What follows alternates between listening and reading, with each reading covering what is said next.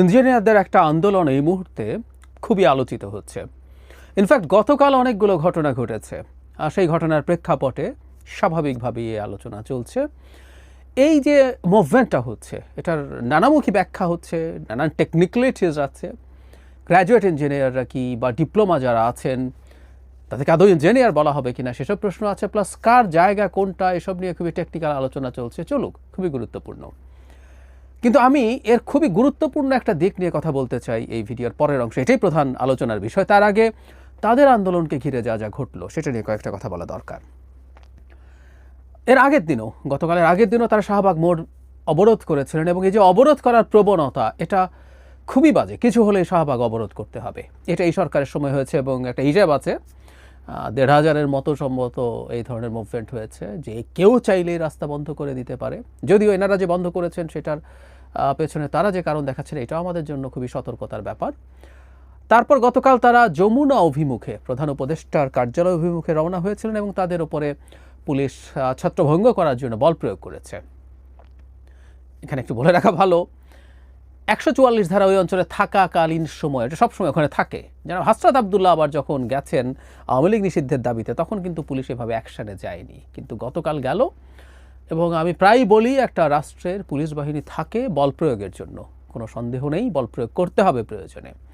কিন্তু শেখ হাসিনার সময় যে প্রবণতা ছিল, বা আগেও আমাদের পুলিশের এই প্রবণতা ছিল, কিন্তু শেখ হাসিনার সময় এটা বহুগুণ বেড়েছে, এবং এটা মানে অ্যালার্মিং পর্যায়ে চলে গেছে। আমরা প্রায় বলি শেখ হাসিনা পুলিশকে মিলিটারাইজ করেছিলেন। সেটা হচ্ছে ডিসপ্রপোর্শনেট বল প্রয়োগ করা। গতকাল ডিসপ্রপোর্শনেট বল প্রয়োগ করা হয়েছে। যারা আন্দোলনকারী স্টুডেন্টস আছেন তাদের উপরে মারাত্মক রকম হামলা করা হয়েছে। এটা কোনোভাবে প্রয়োজনীয় ছিল বলে আমি মনে করি না। সুতরাং পুলিশকে এই জিনিসটায় অভ্যস্ত হতে হবে, কিভাবে ন্যূনতম বল প্রয়োগের মাধ্যমে সে তার কাজ শেষ করতে পারে। এর মধ্যে আসার ব্যাপার আছে, যে এটাও খুবই সুন্দর। ওই মুভমেন্টের পর আবার শাহবাগে মোড়ে অবরোধ করেছিল রাস্তা। সেখানে তারা স্বরাষ্ট্র উপদেষ্টার তাকে সরি বলার জন্য বলেছিল। অন্তত ঢাকার যিনি কমিশনার আছেন তিনি সেখানে যান, এবং তিনি সেখানে তাদেরকে সরি বলেছিলেন। এই চর্চাটা সুন্দর, মানে কোথাও কখনো রাষ্ট্রীয় বাহিনী বা কেউ কোনো ভুল যদি করেন সেটা তারা স্বীকার করছেন। সুতরাং ভবিষ্যতে পুলিশ বাহিনীকে এটা মেনে নিতে হবে। তার আগে গুরুত্বপূর্ণ প্রশ্ন হচ্ছে, কেন রাস্তা অবরোধ করতে হয়? আমি দেখলাম আন্দোলনকারীরা বলছেন তারা দীর্ঘদিন থেকে এই ব্যাপারটা নিয়ে সরকারের দৃষ্টি আকর্ষণ করার চেষ্টা করেছেন, সরকারের নানা মানুষজনের সাথে যোগাযোগের চেষ্টা করেছেন, তাদের দাবি তুলে দিয়েছেন, কিন্তু কোনো ভ্রুক্ষেপ ছিল না সরকারের। আমরা খেয়াল করব, গতকালই যখন এই যাবতীয় তুলকালাম ঘটলো, তারপর সরকার একটা কমিটি তৈরি করেছে। যদিও সেই কমিটি আন্দোলনকারী ছাত্ররা প্রত্যাখ্যান করেছেন, but it's a different debate. কিন্তু সরকার 4 জন উপদেষ্টাকে নিয়ে একটা কমিটি তৈরি করেছে। সেই কমিটিটাও হলো কেন? যখন অবরোধ হলো, তারপরে যমুনা অভিমুখে যাওয়া হলো, তারপর তাদের উপরে পুলিশ বল প্রয়োগ করলো, তারপর ঘটলো। তার মানে ব্যাপারটা এই দাঁড়াচ্ছে, এই দেশে বল প্রয়োগ ছাড়া, মানুষের ঝামেলা তৈরি করা ছাড়া সরকারকে কথা শোনানো যায় না। এটা একটা খুবই অ্যালার্মিং ব্যাপার। কখনো কখনো খুবই ইললজিক্যাল দাবি নিয়ে কেউ কেউ আসতে পারেন, তারপরও সেটা তাদের কাছে শুনে সেটা না করা দরকার। কিন্তু এনারা যে দাবি করছেন যে এই কমিটিটা হয়েছে, বা তাদের সাথে আলোচনার মাধ্যমে একটা কমিটি তৈরি করে দেওয়াটা তো আসলে অনেক আগেই হতে পারত। সুতরাং এটাও এই সরকারের সমস্যা। এটা একটা আমাদের মনে রাখতে হবে, গণতান্ত্রিক সরকারকে জনগণের কথা শুনতে হবে। হ্যাঁ, এরপরও যখন সব কিছু হবে না, কোনো ক্ষেত্রে অন্যায় কারণে যদি রাস্তা অবরোধ করে, আমি প্রায়ই বলি কথাটা, সরকার এই কারণে সরকারকে আমরা শাসন বিভাগ বলি। শাসন বিভাগের কাজ প্রয়োজনে বল প্রয়োগ করা, এবং আমরা জনগণের টাকা দিয়ে একটা পুলিশ বাহিনী পুষি। অপরাধ দমন তো আছেই, জনদুর্ভোগ তৈরি করার পরিস্থিতি যদি হয়, আবারও বলছি, ন্যূনতম বল প্রয়োগে, ডিসপ্রপোর্শনেট বল প্রয়োগে তো প্রশ্নই আসে না। সেটা নিয়ন্ত্রণ করার চেষ্টা করতে হবে। মানুষের দুর্ভোগ এভাবে তৈরি করা যাবে না। গত 2 দিন মারাত্মক দুর্ভোগ মানে মধ্যে পড়েছে এই নগরবাসী। এবার আসি আসলে আসল জায়গাটায়। মানে আমি না এই ভয়টা পাই, এবং এটা নিয়ে ক্রমাগত কথা বলে যাচ্ছে। আমাদের সমাজের একটা মারাত্মক ব্যাধি এই যে ইঞ্জিনিয়ারদের মুভমেন্ট, সেটারও মূল কারণ আসলে এটা দেখছি আমরা। তাদের 3 দফা যদি দেখি, তাদের একটা ছোট দাবি আছে, এটা খুব প্রধান না। সেটা হচ্ছে ডিপ্লোমারা যেন প্রকৌশলী লিখতে না পারেন, গ্র্যাজুয়েট ইঞ্জিনিয়ার ছাড়া কেউ যেন প্রকৌশলী না লিখতে পারেন, সেটা তাদের দাবি আছে। কিন্তু মূল দুটো দাবি হচ্ছে, সহকারী প্রকৌশলী মানে নবম গ্রেডের যে পদ আছে, এটা 33% ডিপ্লোমাদের জন্য নির্ধারিত আছে। এটা সম্পূর্ণভাবে এক্সক্লুসিভলি গ্র্যাজুয়েট ইঞ্জিনিয়ারদের জন্য করতে বলা হচ্ছে, মানে এখানে ডিপ্লোমারা কোনো রকম কোনো সুযোগ পাবে না।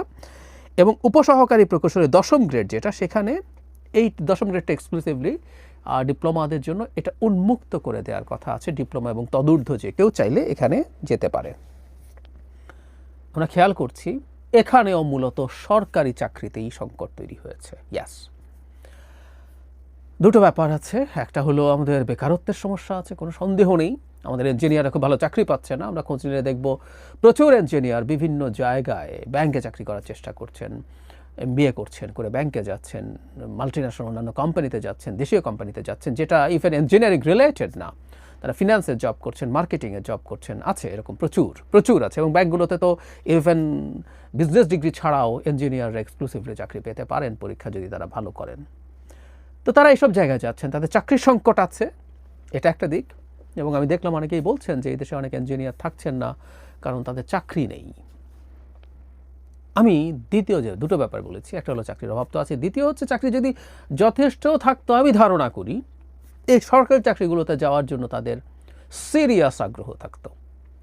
আমি এটাকে একটা মারাত্মক ব্যাধি বলে মনে করি। আমাদের সরকারি চাকরির ইনসেন্টিভ এত বেশি, আর কোনো কিছুতে কাউকে ধরে রাখা যায় না। ইভেন এই গ্র্যাজুয়েট ইঞ্জিনিয়াররাই ইনক্রিজিংলি BCS-এ চাকরির জন্য যাচ্ছেন, যেখানে তারা তাদের বিষয় না, তাদেরও কিছু চাকরির জায়গা আছে, তার বাইরে তারা পুলিশ, প্রশাসন, ট্যাক্স ইত্যাদি ইত্যাদি ক্যাডারে যাওয়ার জন্য পাগল হয়ে বসে থাকেন। এগুলো কেন যেতে চান আমরা ধারণা করতে পারি। হ্যাঁ, কিছু সরকারি ফ্যাসিলিটিস ওই জায়গাগুলোতে বেশি আছে, কোনো সন্দেহ নাই, কিন্তু ওগুলোতে নানা রকম অবৈধ উপার্জনের সুযোগ আছে।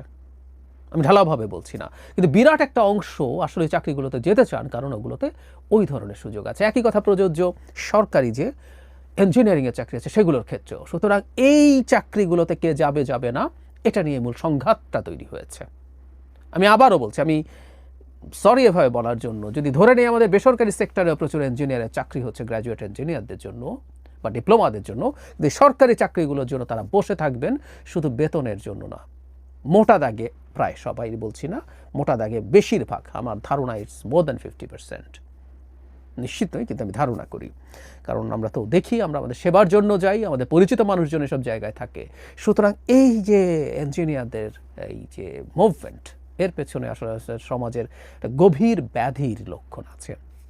আমি প্রায় বলি, আমি এটা নিয়ে লেখালেখি করেছি, বলেছি যে আমাদের সমাজে এখন দারিদ্রটা বরং একটা সম্মান, মানে অসম্মানের মনে করি। আমরা গরিব, আমাদের টাকা নেই, যথেষ্ট টাকা নেই, এটা আমরা লুকাতে চাই।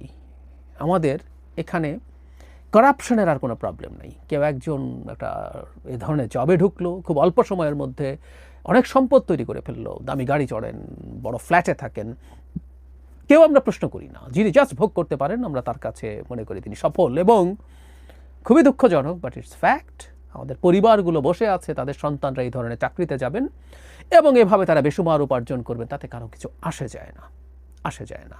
এই যে একটা মারাত্মক পরিস্থিতি আমাদের সমাজে তৈরি হয়েছে, এটা আসলে কালচারের অংশ হয়ে গেছে। ফলে একটা সরকার কতটা কি পারবে, কত সহজে পারবে, এই প্রশ্ন আসলে উঠে গেছে। এবং এই পরিস্থিতি সবচেয়ে বীভৎস আকার ধারণ করেছে গত 15 বছর।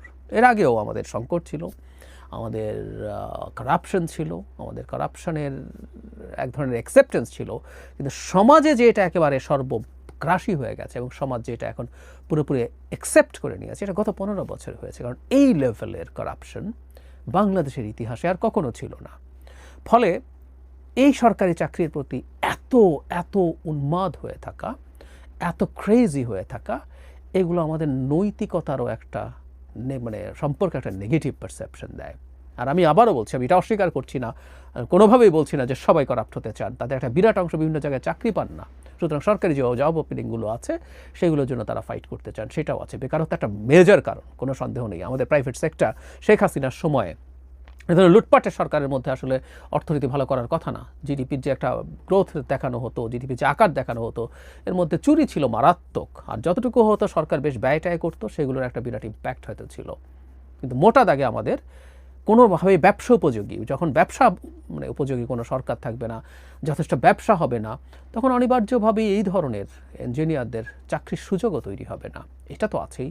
কিন্তু আবারও বলছি, আমাদের এই ব্যাপারটা নিয়ে ফাইট করা দরকার। আমাদের একটা মুভমেন্ট শুরু হওয়া দরকার এই রকম, যে একটা মানুষের আয় কি হওয়া দরকার, তার সাথে সে সামঞ্জস্যহীন ব্যয় যদি করে, জীবনযাপন যদি করে, সামাজিকভাবে প্রশ্ন ওঠা উচিত, প্রশ্ন তোলা উচিত।